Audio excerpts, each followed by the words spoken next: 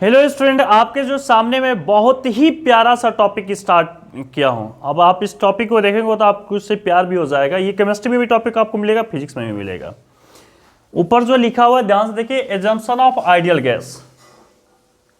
परी में आप जो डिस्कशन करूंगा आपसे वो सिर्फ और सिर्फ आइडियल गैस के बारे में नहीं करूंगा, मैं pressure of an ideal gas के बारे में डिस्कस करूंगा, जो बहुत से स्टूडेंट को समझ में नहीं आता है। ये सच्चाई है। उस चीज़ को मैं आपको इस तरह से कुछ प्रेजेंट करूंगा कि आपको 100% याद हो जाएगा, मेरी पूरी गारंटी है। तो आप कहीं मत जाइएगा, आप आराम से मेरे साथ रहिए और चीज़ों को देखते जाइए, आपको A to Z सारी बातें समझ में आएंगी। ठीक है। अब यहाँ भी कुछ स्टूडेंट जल्दीबाजी कर लेते हैं कि जो एजम्पशन ऑफ आइडियल गैस है उसको रटने में सोचते हैं कि ये तो रटना है, सिर्फ रट के आगे बढ़ना है, पर यहाँ रटना नहीं, यहाँ भी समझना होता है चीज़ों को। अब देखिए, कुछ मैं थ्योरी यहाँ पर लिखा हूँ लेकिन कुछ मैं आपको बताऊंगा। ठीक है, लिखने के लिए जस्ट ऐसे ही 2-3 मिनट लिख के आपको दिखाने के लिए, बाकी ऐसा कोई मकसद नहीं था। ठीक है, आइए देखिए, ये तो आपकी बुक में भी लिखा होगा, कोई सुनिए। इसमें क्या लिखा हुआ कि every gas consist of the extremely small, बहुत ही छोटे होते हैं जितने भी गैसेज आप पार्टिकल्स देख रहे हैं, और इन सबको हम मॉलिक्यूल कहते हैं।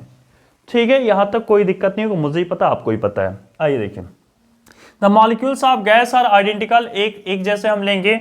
आइडेंटिकल स्फेरिकल का शेप लेते हैं, स्फेयर जो होता है, बॉल जो होता है देखे ही होंगे। रिजिड हम लेते हैं और परफेक्टली इलास्टिक लेते हैं, और उनको पॉइंट मास लिया जाता है। ये सारी बातें आपको आई थिंक कि पता भी होंगी। फिर अगर देखिए, नो अट्रैक्टिव और रिपल्सिव फोर्स, इसी को हम बोलते हैं no interaction force acts between gas molecules. ठीक है, ये तो इस पर कहानी लिखी हुई है, मैंने आपको बताया, लेकिन अब मैं अपने अकॉर्डिंग इन सारी कहानी को और भी कुछ इसमें इंटरेस्टिंग चीज़ आपको बताने जा रहा हूँ। आप प्लीज़ ध्यान से सुनिएगा, बहुत इंपॉर्टेंट है। ठीक है, तो आप मेरे साथ अगर बने रहेंगे तो एक एक चीज़ आपको समझ में आएगा, इस बात की गारंटी मैं आपसे ले रखा हूँ। ठीक है, तो देखिए, और जो चीज़ें नहीं समझ में आई आप कमेंट के थ्रू मुझसे 2 बार 3 बार 10 बार 50 बार 100 बार पूछ सकते हैं। ठीक है, और अगर आपको फिर भी अगर नहीं समझ में आ रहा है माय डियर स्टूडेंट्स, कमेंट के थ्रू मैं वीडियो लेक्चर ले रहा हूँ, तो आप मेरे से डायरेक्ट कॉन्टैक्ट नंबर ले सकते हैं, मैं आपको हाँ फ्री ऑफ कॉस्ट में डिस्कस करूँगा, कोई प्रॉब्लम की बात नहीं। ठीक है, आइए देखिए, मैं ऐसा आपको ले रहा हूँ समझने के लिए, आपको कुछ बातें मैं शेयर कर रहा हूँ। अगर आप जिस रूम में बैठे हैं उस रूम की कल्पना करें, और उस रूम में एक छोटी सी चींटी है, चींटा समझ गए, एंट है। अब उसकी आंख को कंपेयर कीजिए उस रूम से, क्या वो रूम का जो वॉल्यूम है उसके कंपेयर में उसकी आंख की वॉल्यूम बहुत ही छोटी है, निग्लिजिबल, जीरो हम बोल सकते हैं उसको। यही हरकतें, यही चीजें कुछ होती है कंटेनर में, जब किसी कंटेनर में गैस रखा होता है कि उस कंटेनर के वॉल्यूम के कंपेयर में जो हमारे मॉलिक्यूल्स हैं उसका वॉल्यूम निग्लिजिबली स्मॉल होता है, बहुत ही छोटा, इसलिए पॉइंट मास भी हम उसको बोल लिया करते हैं। तो इतनी बातें आपको समझ में। दूसरी बात है, ये जो मॉलिक्यूल हैं ये दूर दूर होते हैं, दूर दूर होने की वजह से इनके ऊपर कोई एट्रैक्शन या रिपल्सन फोर्स काम नहीं करता है, कोई भी फोर्स इनके ऊपर काम नहीं करता। आप ग्रेविटेशनल फोर्स देखेंगे, दो हमारे पास मास है, तो मास के ऊपर कौन सा फोर्स, ग्रेविटेशनल फोर्स के बारे में थोड़ा सा अगर चर्चा कर लें तो F इक्वल, आप ये पढ़े भी होंगे, है ना। अगर मैं R को बहुत ज़्यादा बढ़ा लूँ तो फोर्स हमारा लगभग 0 हो जाता है, ये चीज़ भी आप पढ़े होंगे। M अगर बहुत छोटे हैं, लगभग 0 हैं, तो जब यही 0 हो गया तो F तो डायरेक्टली प्रोपोर्शनल हो जाएगा, तो भी 0 हो जाएगा। इन सब चीज़ों से आप समझते हैं। अब जो मैं आपको शेयर कर रहा हूँ उसको ध्यान से सुनिए कि पार्टिकल बहुत ही दूर दूर होते हैं, इसलिए इनके बीच में कोई फोर्स काम नहीं करती। अब बस यहाँ पर थोड़ा सोचना है आपको एक चीज़, अगर फोर्स नहीं होगा तो क्या पोटेंशियल एनर्जी होगी? नहीं होगी। क्यों नहीं होगी, मैं आपको समझा रहा हूँ। देखिए, ये आपका क्या है, चौक है। अब मैं इस चौक को किसी एक पॉइंट से, जैसे यहां से है ना, ग्राउंड यहां पर पोटेंशियल एनर्जी 0 मैं एज्यूम करके चल रहा हूं, और अगर मैं उठा रहा हूं तो जब मैं उसको चौक को उठाता हूं तो फोर्स इस पर काम करती है, ग्रेविटेशनल फोर्स इसको नीचे की तरफ दबाती है, और एक्सटर्नल फोर्स लगा के मैं इसको ऊपर जब कर रहा हूं तो मैं वर्क डन कर रहा हूं किसी फोर्स के अगेंस्ट में। किस फोर्स के अगेंस्ट में? ग्रेविटेशनल फोर्स के अगेंस्ट में। तो इस चौक में क्या आ जाती है? Potential energy. जब कोई फोर्स ही नहीं होगा तो अगर वर्क डन भी होगा तो क्या उसमें पोटेंशियल एनर्जी होगी? नहीं। अगर आप किसी फोर्स के अगेंस्ट में काम ही नहीं होगा तो कोई पोटेंशियल एनर्जी स्टोर होने वाली नहीं है, तो कोई इंट्रैक्शन फोर्स नहीं होता है, नो इंट्रैक्शन फोर्स। यहां पर लिख सकते हैं नो नो इंटरेक्शन फोर्स है ना बिटवीन पार्टिकल्स, आप ऐसा बोल सकते हैं, ये कोई भी इंटरेक्शन फोर्स नहीं होता है। And due to this reason मैं ये भी बोल सकता हूं कि there is no potential energy, कोई पोटेंशियल एनर्जी नहीं होता। तो अगर किसी कंटेनर में गैस रखे हुए हैं तो वहां की जो इंटरनल एनर्जी होती है उस गैसों की, टोटल इंटरनल एनर्जी, अब दो हम एनर्जी को जानते हैं, एक है पोटेंशियल एनर्जी, दूसरा हम जो जानते हैं काइनेटिक एनर्जी। तो क्या वो काइनेटिक एनर्जी की इक्वल हो जाएगी? 118%। क्यों होगी? क्योंकि आपकी पोटेंशियल एनर्जी है कितनी? 0, 0। अगर ऐसी होने वाली है बातें तो मैं यहां पर एक चीज लिख के रख सकता हूं कि जो टोटल इंटरनल एनर्जी, मैं क्या बोला आपसे? टोटल इंटरनल एनर्जी, ये किसकी इक्वल होगी? सिर्फ और सिर्फ काइनेटिक एनर्जी की इक्वल होगी। यहां पर कोई पोटेंशियल एनर्जी नहीं होती है, इस चीज को प्लीज आप दिमाग में रखिएगा।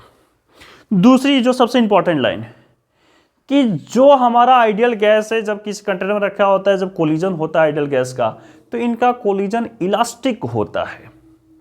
और अगर कोलिजन इलास्टिक है मेरे डियर स्टूडेंट्स, तो आपको एक चीज याद होना चाहिए कि इसकी काइनेटिक एनर्जी कंजर्व होती है। अगर कोलिजन इलास्टिक है तो उसकी काइनेटिक एनर्जी कंजर्व होती है। अगर आपको नहीं पता तो प्लीज आप इसको याद रखिए। इसके जो कोलिजन होते हैं, कोलिजन कैसे होते हैं? तो कोलिजन इसका इलास्टिक होता है, कोलिजन इलास्टिक होता है, इसलिए जो काइनेटिक एनर्जी होती है वो क्या होती है? कंजर्व्ड होती है। आप प्लीज इस चीज को याद रखिएगा।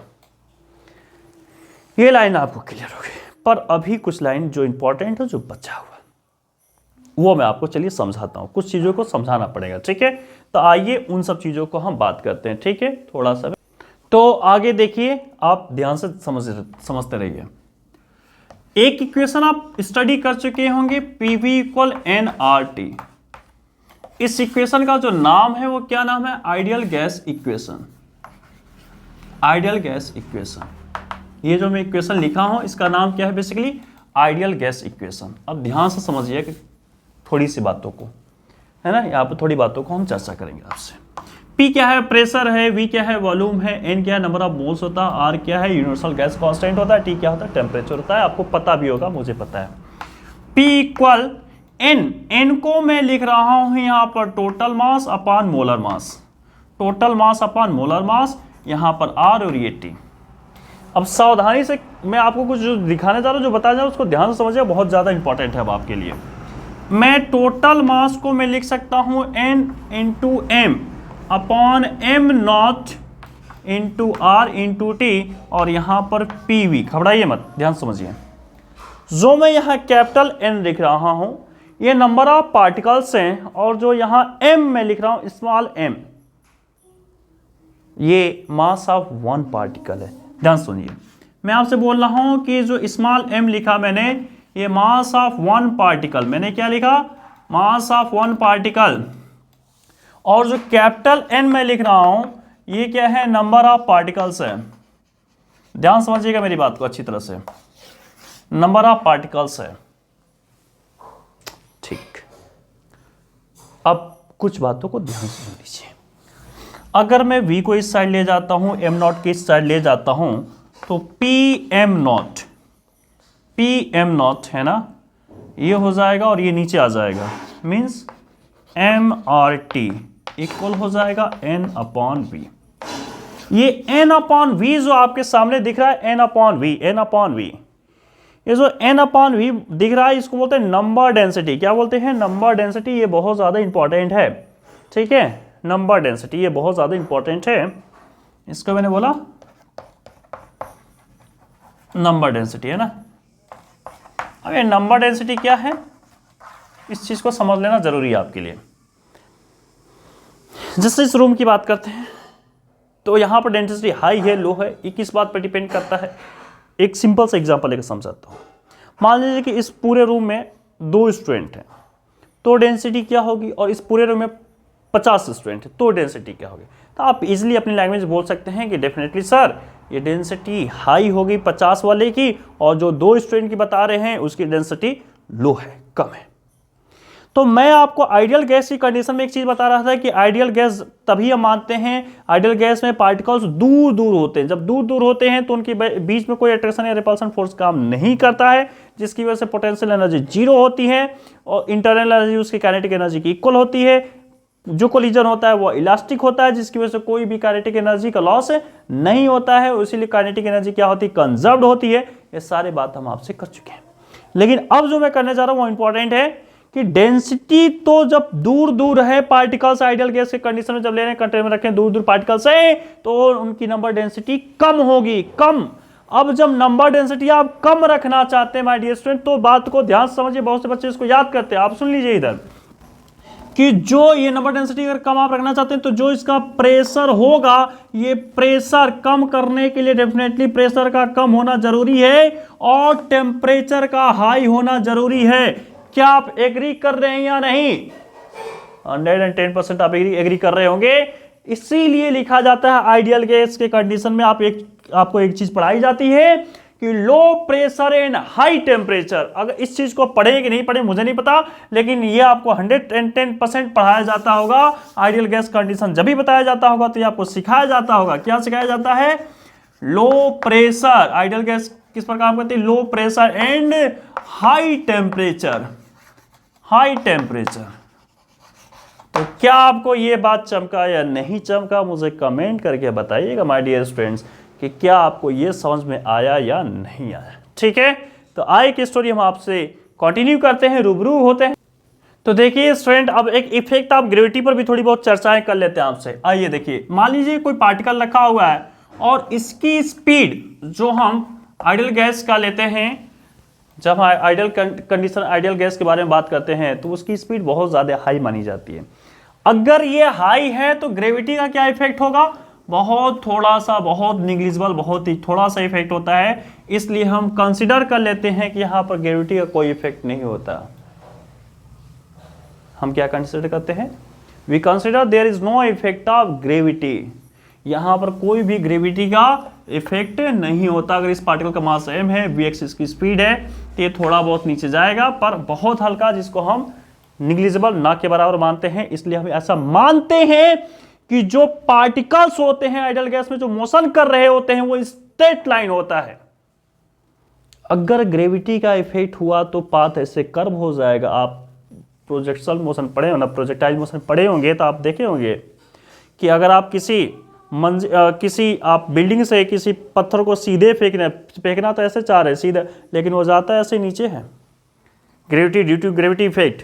तो यहां भी तो वो बात हो सकती है, पर यहां नहीं लेते। हम तो लेते हैं कि जो पार्टिकल्स है वो स्ट्रेट लाइन चल रहे हैं। तो स्ट्रेट लाइन तभी ले सकते हैं जब ग्रेविटी का कोई इफेक्ट ना हो। अगर ग्रेविटी का इफेक्ट होगा तो स्ट्रेट पाथ होगा ही नहीं, सीधा होगा नहीं, कर्व बना लेगा। आई होप कि इतनी बातें आपको समझ में आ गई होंगी। अब माय डियर स्टूडेंट ध्यान समझिएगा, pressure of an ideal gas. चलिए मैं आपको पहले फिगर बना देता हूं, फिर वहां से स्टार्ट करता हूं। स्टोरी बहुत ही मजेदार है, आप कहीं मत जाइएगा प्लीज। ठीक है, आइए। तो मैंने ऊपर जो हेडिंग है ध्यान से देखिए, pressure of an ideal gas, ये लिखा हो ना। अब इस कहानी को बताते समय बहुत से लोग घबराते हैं और बहुत से स्टूडेंट को समझ में नहीं आता। आप पेशेंस रखिएगा, आपको 110% समझ में आने वाला है। मेरी बात को ध्यान से समझिए। पहले जो आइडियल गैस होती हैं, मान लो इस रूम की हम बात करते हैं, ठीक है, जिस रूम में हम वीडियो बना रहे हैं, जिस रूम में आप बैठे हैं उस रूम की बात करते हैं। तो दो दीवार इस तरह से है, दो आगे पीछे आपकी होंगी, एक ऊपर और एक नीचे होंगी। तो आइडियल गैस जो लगाता है प्रेशर, वो सभी कंटेनर पर एक समान प्रेशर लगाता है। इस चीज को आप बिल्कुल याद रखिए या दिमाग में रखिए। अगर 100 पार्टिकल्स गैस के अगर इधर जा रहे हैं एक्स एक्सिस में, तो 100 वाई में भी जाएंगे और 100 ऊपर जेड में भी जाएंगे। कभी भी ऐसा नहीं होता है कि 120 इधर जा रहे हैं, 50 इधर जा रहे हैं, 30 इधर जा रहे हैं। अगर ऐसा होता तो अलग अलग प्रेशर सभी वाल पर लगते, पर ऐसा नहीं होता है। अगर आप एक चीज ध्यान दिए होंगे, टायर में अगर आप गैस भरते हैं तो आप देखे होंगे कि सभी टायर एक समान हो जाता है, यूनिफॉर्म हो जाता है। क्या ऐसा होता है कहीं ज़्यादा दबा हुआ है, कहीं ज़्यादा उठा हुआ है? ऐसा आप नहीं पाते होंगे। तो यूनिफॉर्मली एक समान सभी जगह वो गैस प्रेशर एग्जर्ट करती हैं। तो किसी एक वाल का, अगर ये जिस रूम में मैं बना रहा हूं, मैं इसी बोर्ड वाले वाल की बात करूं, अगर इस वाल पर अगर प्रेशर जितना काम करता है, क्या पीछे वाली वाल पर भी इतना ही काम करेगा? अगर इस पर प्रेशर 100 तो पीछे भी प्रेशर 100, ऊपर भी प्रेशर 100। क्या सभी वाल पर प्रेशर सेम होगा या अलग अलग होगा? 110% सेम होने वाला है। जो मैं शेप ले रखा हूं, ये शेप मैं आपसे ये शेयर करना चाहता हूं कि ये शेप जो है ये क्यूब है। ये क्या है? क्यूब है। और इस क्यूब की साइड मैं ले लेता हूं एल। कितनी ले लेता हूं? एल। अगर ये क्यूब है तो ये सब जितनी भी साइड्स हैं ये सभी एल एल एल होंगी। इसमें आपको कोई कंफ्यूजन नहीं होना चाहिए, आपको पहले से ही पता। छोटी चीजें, इसमें हम जो गैस एज्यूम करेंगे वो किस टाइप की गैस को हम लेंगे? आइडियल गैस लेंगे। किस टाइप की गैस को लेंगे? आइडियल गैस लेंगे। इस चीज को ध्यान रखिएगा। अब कोई एक आइडियल गैस अगर इसके अंदर रखा हुआ है तो क्या इसका डायरेक्शन 3 हो सकता है? इसका डायरेक्शन 3 हो सकता है कि नहीं? मान लो कि मक्खी है तो कैसे उड़ सकती है? वो एक्स एक्सिस में भी जा सकती है, वाई एक्सिस में भी जा सकती है और ऊपर जेड एक्सिस में भी जा सकती है। डिग्री ऑफ फ्रीडम में बात करेंगे तो आपसे बता भी देंगे, है ना। तो ये तीन तरह से उसकी आजादी मिली हुई है, वो 3 तरीके से वो जा सकती है। तो मैं ऊपर ऐसे आपको शेयर कर देना चाहता हूं कि इसके अगर ऊपर जाएगा तो वी वाई, इधर जाएगा तो वी एक्स, और अगर बाहर निकल रहा है तो हम इसको ले लेते हैं वी जेड। क्या इसकी 3 डायरेक्शन हो सकती है या चौथा भी कुछ हो सकता है? तो सिर्फ इसकी सिर्फ 3 ही होगी, चौथा कुछ होने वाला नहीं है। ठीक है, यहां तक आपको बात समझना है। एक और जो सबसे इंपॉर्टेंट बात, जो आइडियल गैस होती हैं क्या वो न्यूटन लॉ को फॉलो करती हैं? तो आपका जवाब होना चाहिए हाँ, 100% न्यूटन लॉ को फॉलो करती हैं। अगर न्यूटन लॉ को फॉलो नहीं करती तो काम मेरा खराब हो जाएगा, मैं शायद उसको कर भी ना पाऊंगा। तो जो आइडियल जो गैसेस हैं वो न्यूटन लॉ को फॉलो करती हैं। अब न्यूटन लॉ आप एक चीज पढ़े होंगे, इनर्शियल फ्रेम में काम करता है, नॉन इनर्शियल फ्रेम में काम करता है। जहां ऐसा कोई फ्रेम है जो एक्सलेट करता है तो वहां पर न्यूटन लॉ काम नहीं करता। अगर आप किसी सफर कर रहे हैं किसी बस उसमें और अचानक ब्रेक मार दिया तो आप देखते हैं आगे की तरफ झुक जाते हैं, वहां पर न्यूटन लॉ काम नहीं करता है। ठीक है, तो ये छोटी छोटी चीजें हैं, पर मैं आपसे ये शेयर कर देना चाहता हूं कि यहाँ पर न्यूटन लॉ फॉलो करता है। तो न्यूटन का सेकेंड लॉ पर थोड़ा सा हम बात करेंगे पहले, उसके बाद ये सारी चीजें हम कर लेंगे। ठीक है, आप टेंशन बिल्कुल मत लीजिए। एफ का जो फॉर्मूला, एफ का फॉर्मूला आपको क्या पढ़े हैं ध्यान से देखिएगा। एफ इक्वल क्या? dp upon dt, rate of change of momentum. क्या इस चीज को आप एनालिसिस किए? 110% किए होंगे। आप नहीं किए तो आपकी गलती है ना, तो इसको ध्यान से आप समझ लीजिए। अगर मैं क्रॉस मल्टीप्लिकेशन करूं तो एफ dt इक्वल क्या आ जाएगा? dp। क्या यहां तक कोई कंफ्यूजन, कोई डाउट है? नहीं होगा, 110%। तो ये सेकेंड लॉ है न्यूटन का, ये सेकेंड लॉ आपको पता भी होना चाहिए। अगर मैं इसका इंटीग्रेशन कर लेता हूं तो ध्यान से समझिए मेरी बात को। एफ एवरेज में यहां पर लिख रहा हूं, अगर थोड़े टाइम के लिए फोर्स को कांस्टेंट में मानूं तो क्या मैं इस चीज को एफ एवरेज लिख सकता हूं? लिख सकता हूं 110%। और ये जो आपको इंटीग्रेशन दिख रहा है डीपी, इसको मैं डेल पी भी लिख सकता हूं।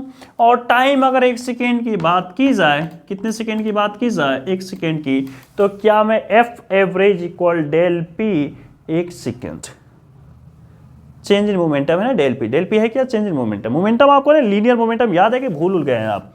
लीनियर मोमेंटम फॉर्मूला क्या होता है? M V. अगर चेंज इन मोमेंटम की बात करें, चेंज इन मोमेंटम क्या होता है? तो फाइनल में से इनिशियल को माइनस कर दें तो आपका आ जाएगा del P, change in momentum. क्या आपको चीजें याद आ रही है कि बिल्कुल भूल गए हैं? ये चीजें आपको याद होनी चाहिए। ठीक है, चलिए आइए अब अपने टॉपिक पर आ जाते हैं। तो क्या आपको एफ एवरेज निकालने आ गया? एफ एवरेज किसके इक्वल आ गया? तो डेल पी 1 सेकेंड। ठीक है, ये मैंने आपसे क्यों शेयर किया अभी आपको समझ में आ जाएगा। तो माय डियर स्टूडेंट्स, आपसे रिक्वेस्ट रहेगा कि अगर आप नोट कर रहे हैं तो ये नोट कर लें। ठीक है, या मैं इस साइड भी अपने काम को कर सकता हूं, इस साइड जगह खाली दिखा, इसी साइड कर लेते हैं। अब मैं किसी एक वाल की बात कर रहा था, मैं अभी आपसे शेयर कर रहा था कि हम प्रेशर किसी एक वाल का कैलकुलेट करेंगे और जो प्रेशर एक वाल पर आएगा वही प्रेशर सभी वाल पर आने वाला है। ठीक, आइए देखिए। तो मैं इस वाल को एज्यूम कर लेता हूं, इस वाले वाल को। इस वाल पर प्रेशर कितना आएगा? क्या आएगा वो मैं आपसे डिस्कस करने जा रहा हूं। इस वाल पर मैं प्रेशर ये बोल रहा हूं पी प्रेशर का फॉर्मूला आप क्या पढ़े हैं my dear students, F average upon area. क्या आप यही पढ़े हैं या कुछ अलग पढ़ लिए हैं? अब ऐसा नहीं कि स्ट्रेस का फॉर्मूला आप ध्यान कीजिएगा है ना तो दिक्कत आ जाएगी। स्ट्रेस में जो फोर्स होता है वो रिस्टोरिंग फोर्स होता है, और यहां जो फोर्स होता है वो रिस्टोरिंग फोर्स नहीं होता है, एक्सटर्नल फोर्स होता है। इस चीज पर आप कंफ्यूज मत हो जाइएगा। तो इसकी एरिया कैसे कैलकुलेट करेंगे? तो इस वाल की एरिया क्या है, ये भी एल ये भी एल, एल एल स्क्वायर, तो ये तो आ जाएगी F average upon L square.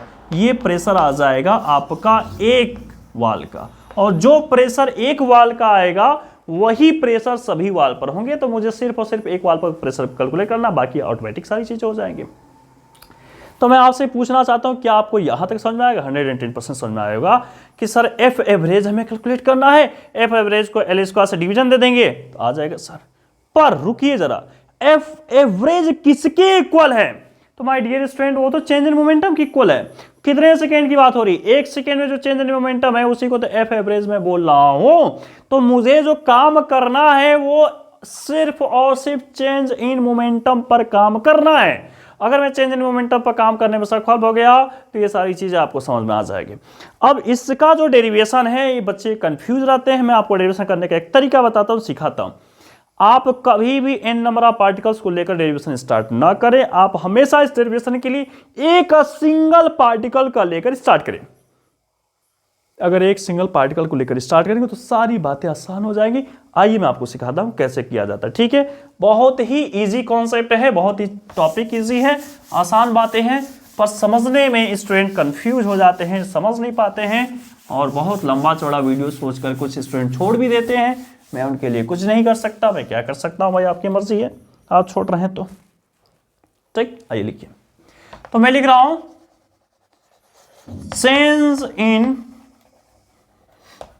Change in momentum of A particle. मैंने लिखा ए पार्टिकल, लिखा अब पार्टिकल वही बोलते हैं, एक पार्टिकल का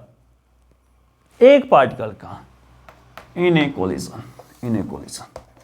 तो एक कोलिजन में जो चेंज इन मोमेंटम होगा एक पार्टिकल का वो क्या होगा?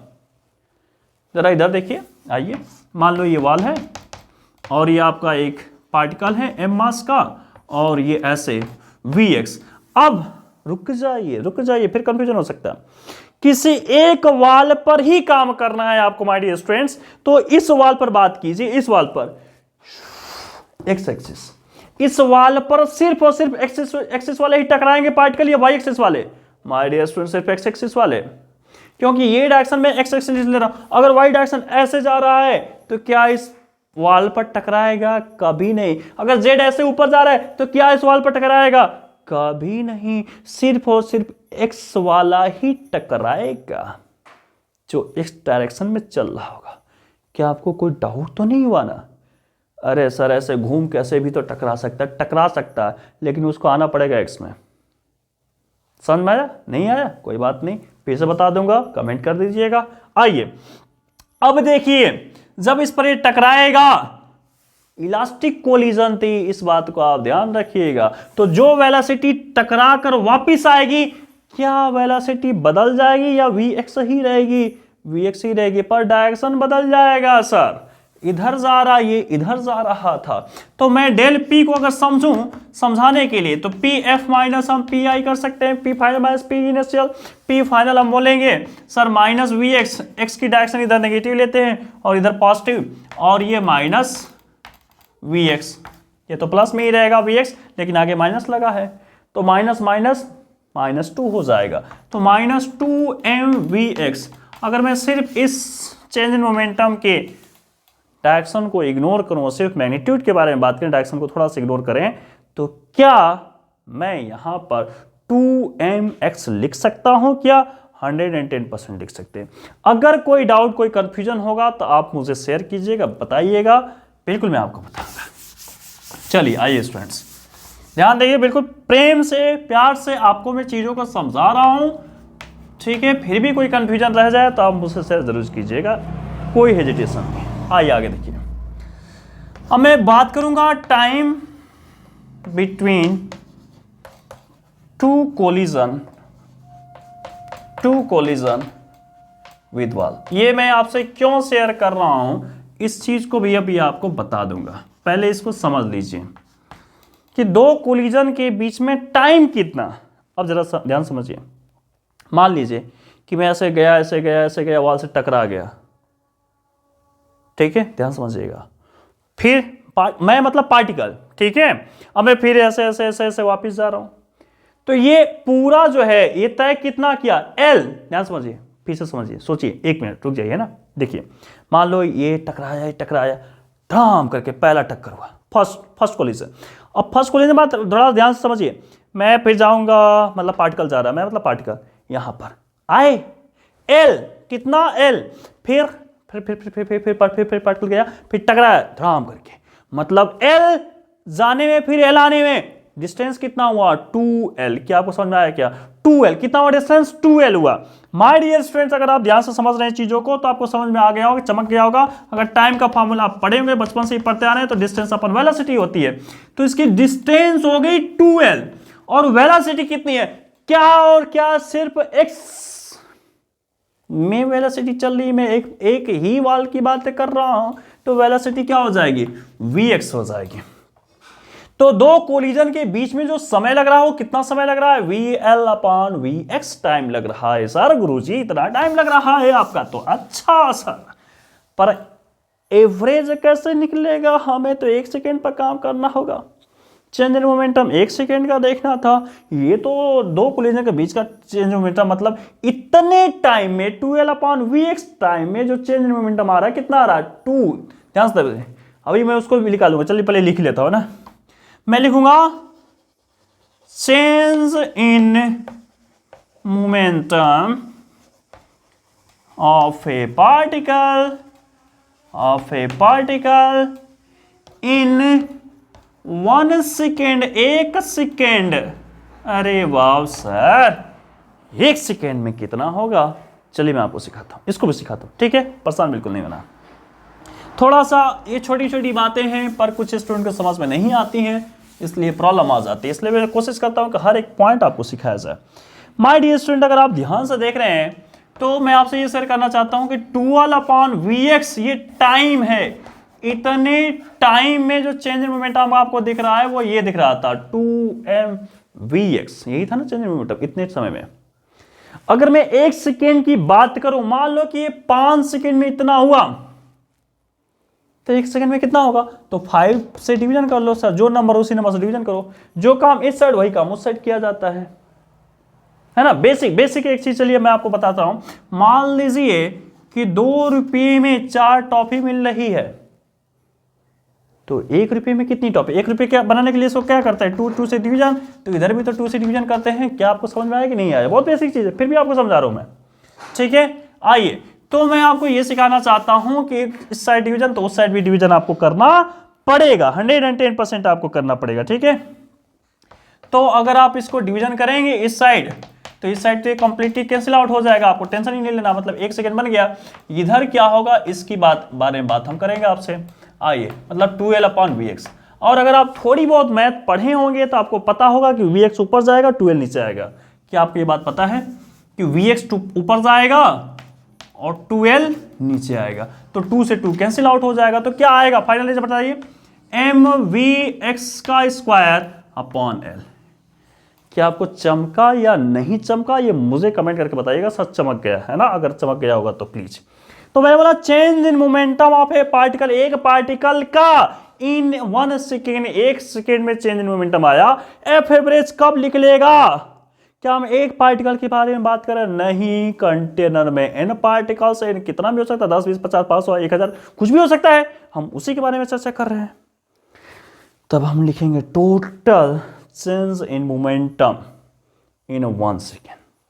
क्या लिखेंगे, total change in momentum in 1 second. चलिए आइए देखते हैं कि आपको इतनी बात समझ में आई या नहीं आई, ये आप मुझे बताइएगा प्लीज, है ना। तो हम लिखेंगे टोटल, आपको दिख रहा है कि नहीं दिख रहा है, ये मुझे थोड़ा सा डाउट हो रहा है, तो मैं वाइट चौक का इस्तेमाल करूंगा। मेरे पास चौक थोड़ा सा खत्म हो गया था, ले लेना चाहिए था येलो चौक। ठीक है, तो मैं इससे लिखने की कोशिश कर रहा हूं, total change in momentum, total change in momentum, ये बहुत ही रद्दी चौक है इसलिए गिर भी रहा है ना, इन 1 सेकेंड, इन 1 सेकेंड। तो total change in momentum in 1 second क्या होगा, total change in momentum in 1 second में क्या होगा? तो क्या मेरे पास Vx1, Vx2, Vx3 अलग अलग पार्टिकल के अलग अलग वेलोसिटी होंगे, होंगे या नहीं होंगे? 100% होंगे। तो क्या मैं उस चीज को लिखूंगा, क्या लिखूंगा बताइए? Vx1 लिखूंगा, Vx1, फिर क्या लिखूंगा? Vx2 लिखूंगा। ऐसे ही मेरे पास टोटल कितने पार्टिकल्स? तो सर मेरे पास तो n पार्टिकल, तो Vn का स्क्वायर। क्या आपको यहां तक कोई कंफ्यूजन, कोई डाउट हुआ क्या? नहीं हुआ ना? थोड़ा सा मैं चौक देख ले अपना। तो चलिए स्टूडेंट, मैंने अपना चौक जो है चेंज किया, आई होप कि अब आपको दिखाई देगा, ठीक है। तो total change in momentum in 1 second के बारे में बात कर रहे थे, m/l Vx1, ये सारी चीजें। अगर आप मैथ थोड़ा सा पढ़ेंगे तो आपको एक चीज पता होगा कि 1 + 2 + 3 + ऐसा अगर 10 डिजिट तक ऐड कर रहे हैं और उसको 10 से ही डिवीजन कर लेते हैं, ठीक है। नहीं छोड़िए, अभी इसको बारे में बात में, अगर आप 1 2 3 4 5 10 अगर 10 तक आप ऐड कर रहे हैं तो क्या इसको सिग्मा करके लिखा जा सकता है? और इन नंबर को हम ऐड करते हैं कहां से कहां तक? 1 से लेकर 10 तक। क्या आपको कुछ याद आ रहा है चीजें? अगर आप थोड़ी बहुत मैथ पढ़ेंगे तो सिग्मा से हम इसको सम करके लिखते थे, ठीक है ना। तो आइए मैं उन्हीं चीजों को लिखना चाहता हूं। तो क्या मैं x1 x2 इन सब चीजों को मैं सिग्मा करके लिख सकता हूं? अगर आप मैथ पढ़ेंगे थोड़ी बहुत चीजें तो आपको याद आ जाएंगी कि हाँ सर ये चीजें हम अब पढ़ चुके हैं। तो मैं यहाँ पर जो लिखना चाहता हूँ, आपसे शेयर जो करना चाहता हूँ, क्या शेयर करना चाहता हूँ? m/l sigma Vx, x direction की बात हो रही है ना, x डायरेक्शन में x1 x2 सबका अलग अलग वेलोसिटी लिया, ठीक है। इसको हमने सिग्मा कर लिया, सबको सम कर लिया और Vx का स्क्वायर कर लिया। क्या यहाँ पर कोई कंफ्यूजन है क्या? बिल्कुल नहीं होना चाहिए। अब ध्यान सुनिए, अच्छी इंटरेस्टिंग चीज, प्रैक्टिकली थोड़ा सा सोचने वाली चीज है ये। सिग्मा Vx का स्क्वायर इक्वल सिग्मा Vy का स्क्वायर, ये V वेलोसिटी है, स्मॉल v है, सिग्मा V स्क्वायर z। क्या मैं ऐसा लिख सकता हूं? अगर प्रैक्टिकली आप सोचे तो 110% लिख सकते हैं सर। क्यों लिख सकते हैं? क्योंकि मैं आपसे पहले भी शेयर किया था कि अगर 100 पार्टिकल्स x में लड़ रहे हैं तो 100 y में लड़ेंगे और 100 z में जाकर लड़ेंगे, तभी तो प्रेशर उनका आएगा इक्वल भैया। अगर ऐसा नहीं करेंगे तो इक्वल आने वाला नहीं है। आप इस चीज को प्लीज समझ लीजिएगा, दिमाग में रखिएगा, ठीक है। ये अभी आगे काम आने वाला है, इन तीनों का सम होगा। लेकिन किसी एक पार्टिकल का क्या डायरेक्शन x y और z तीनों हो सकता है? 100% हो सकता है। तो ऐसा सभी पार्टिकल होंगे। तो आइए देखिए, थोड़ा सा एक पार्टिकल का पहले लिखते हैं, फिर सभी पार्टिकल का आपको समझा देते हैं। अब आप बिल्कुल करीब पहुंच चुके हैं, बिल्कुल ना घबराइए।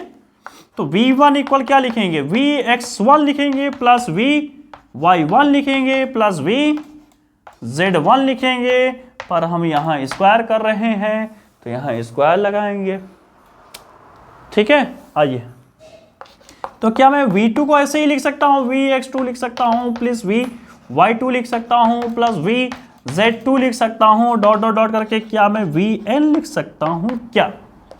अगर मैं Vn लिखूं तो यहां पर xn लिखना होगा, Vyn लिखना होगा प्लस Vzn का स्क्वायर लिखना होगा। अगर मैं इन सब का सम करूं क्या आएगा? ध्यान रखिए, सिग्मा V का स्क्वायर, V1 V2 इसको मैं V लेट कर लिया।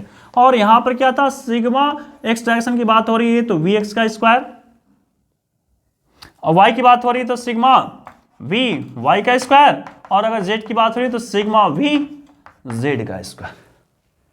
क्या आपको समझ में आया या नहीं आया? कमेंट करके बता दीजिएगा। Vx का स्क्वायर, y का स्क्वायर प्लस Vz का स्क्वायर सिग्मा, क्या इन तीनों इक्वल थे? तो क्या मैं 3Vx स्क्वायर लिख सकता हूं? 110% लिख सकता हूं, ठीक है। तो मैं आपसे जो शेयर करने जा रहा हूं वो ध्यान से समझिए चीजों को पहले आप। तो मैं यहां पर जो लिखने जा रहा हूं, मैं ये लिखने जा रहा हूं कि सिग्मा V स्क्वायर जो हो जाएगा 3 टाइम सिग्मा Vx स्क्वायर। यहां पर देखिए सिग्मा Vx स्क्वायर में इसी को कैलकुलेट कर रहा हूं, तो मैं 3 को इधर भेज सकता हूं, तो भेज दूंगा तो क्या हो जाएगा? सिग्मा V का square equal sigma we x का स्क्वायर। तो सिग्मा वी एक्स के स्क्वायर के प्लेस पर क्या मैं सिग्मा वी स्क्वायर अपॉन 3 लिख सकता हूँ? लिख सकता हूँ। तो मैं लिखने जा रहा हूँ, ठीक है। तो मैं डायरेक्ट यहाँ पर इसको हटा देता हूँ, रिमूव कर देता हूँ और यहाँ मैं लिख देता हूँ सिग्मा वी स्क्वायर अपॉन 3। क्या यहाँ तक आपको बात समझ में आई या नहीं आई? अगर आपको आ गई तो आप ध्यान समझिए, जो टोटल चेंज इन मोमेंटम था 1 सेकेंड का, क्या मैं उसी को एफ एवरेज बोल रहा था? तो ये जो लिख रहा हूं ये एफ एवरेज आ रहा है। क्या आ रहा है? एफ एवरेज आ रहा है। अब ध्यान से सुनिए मेरी बात को, ये तो सिर्फ एक पार्टिकल का मास है। नंबर ऑफ पार्टिकल अगर n है तो n से ऊपर नीचे अगर मल्टीप्लाई कर लूं तो वैल्यू में कोई चेंजिंग आपको नहीं आती, आप भी आपको पता है। तो n से ऊपर नीचे अगर मैं मल्टीप्लाई कर लूं तो क्या कुछ बातें ऐसी हो जाएंगी? क्या मैं 3 को इधर कर लेता हूं, क्या मैं ऐसा कुछ लिख सकता हूं? 100% लिख सकते हैं। अब ध्यान से सोचिएगा, मैं आपको एक चीज दिखाने जा रहा हूं, उसको आप ध्यान से समझ लीजिए। माय डियर स्टूडेंट्स, एक चीज आपको पहले से पता है कि जब भी एवरेज निकालते हैं तो कैसे निकालते हैं। मान लीजिए वी एवरेज निकालना तो v1 plus v2 plus v3 plus dot dot dot vn, और जितने नंबर हैं उतने नंबर से डिवीजन कर लेते हैं। क्या हम इसी को मीन भी करते थे? क्लास 10 में भी पढ़े होंगे आप। एवरेज कैसे निकालते हैं? सबका सम करके उतने नंबर से डिवीजन करते हैं जितने नंबर है। अगर मैं इसका स्क्वायर कर लूं तो इनका भी स्क्वायर हो जाएगा। नो प्रॉब्लम सर, बिल्कुल 100% होगा, यहाँ पर भी कोई डाउट नहीं है। तो ये तो आपको निकालने आ गया। अगर मैं आपको एक नई टर्म सिखाने की कोशिश कर रहा हूं, VRMS क्या होता है? ध्यान समझिएगा। VRMS इसका मतलब होता है रूट, इसका मतलब होता है मीन, इसका मतलब होता है स्क्वायर, और इसको समझते हैं उल्टा, अपोजिट, इधर से स्क्वायर मीन रूट। पहले स्क्वायर कीजिए, फिर मीन निकाल लीजिए, फिर रूट कीजिए। Root mean square. तो जो आपका निकल के आ रहा है स्क्वायर तो है ही, उसका हमने मीन कर लिया स्क्वायर का। अब उसको अगर हम रूट में कर लेते हैं, means v1 square plus v2 square plus कहाँ तक vn अपॉन n, तो इसको हम क्या बोलेंगे? VRMS। क्या बोलेंगे? VRMS।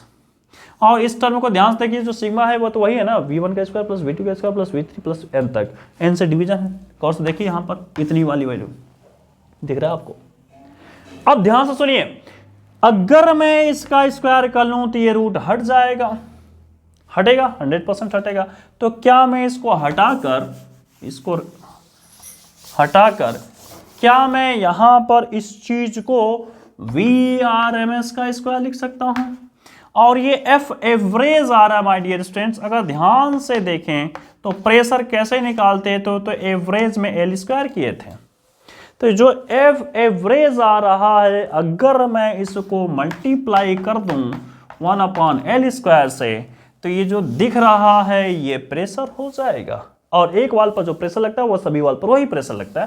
तो आपको चीजें याद आ रही होंगी, ठीक है माय डियर स्टूडेंट्स। तो मैं जो प्रेशर आपको बोलना चाहता हूं माय डियर स्टूडेंट, ध्यान दीजिए, एल स्क्वायर और एल क्यूब, और यही एल क्यूब क्या वॉल्यूम है? क्या क्यूब का 110% है। तो ध्यान से समझिए। और ये नंबर ऑफ पार्टिकल्स में हमने मल्टीप्लाई कर दिया m से। एक मास का, मान लो एक स्टूडेंट का वेट 50 किलो है, ऐसे ही 50 स्टूडेंट है तो सबको मल्टीप्लाई कर दूंगा तो क्या टोटल मास आएगा? क्या 100% आएगा। तो ये जो दिख रहा है ये टोटल मास, तो मैं प्रेशर लिखूंगा टोटल मास अपॉन 3, और ये एल स्क्वायर, ये एल और ये एल स्क्वायर बन जाएगा v। v यहां पर वॉल्यूम है, ध्यान दीजिए। और ये जो स्मॉल v है, VRMS का स्क्वायर, ये क्या है? ये आपकी वेलोसिटी है। और अगर थोड़ा सा आप सोचिए तो डेंसिटी का फॉर्मूला मैं हमेशा आपको दिल से याद करवा रखा हूं। डेंसिटी को दिल बना लो, दिल को कट करो तो m upon v। Mass upon volume जो आपको दिख रहा है, क्या मैं यहाँ डेंसिटी लिख सकता हूँ? 110% लिख सकता हूँ। अगर मैं इसको लिख सकता हूँ, अगर मैं इसको ऐसा लिख सकता हूँ माय डियर स्टूडेंट्स, तो मैं लिखने जा रहा हूँ, उसको ध्यान समझिए, 1/3 रो VRMS का स्क्वायर। भाई साहब ये प्रेशर है, और इस प्रेशर को निकालते निकालते स्टूडेंट पागल हो जाते हैं। पर आपको पागल नहीं होना था, बहुत आराम से निकल आया। अगर आपको वीडियो अच्छा लगा होगा तो प्लीज़ लाइक, सब्सक्राइब, और ये जो चीज़ें होती हैं करते रहिए, शेयर वगैरह करते रहिए, और लोगों को बताते रहिए, मेरे वीडियो देखते रहिए। और कोई भी डाउट, कोई कन्फ्यूजन है तो प्लीज़ कमेंट्स बोलिए। मैं आपको नंबर भी अपना दे देता हूँ माय डियर फ्रेंड्स। बहुत से स्टूडेंट कन्फ्यूज रहते हैं, 9821494606। और कोई डाउट्स है तो व्हाट्सएप पर भी आप क्वेश्चंस पूछ सकते हैं। ठीक है, चलिए धन्यवाद ऑल ऑफ यू। आप प्लीज़ देखते रहिए।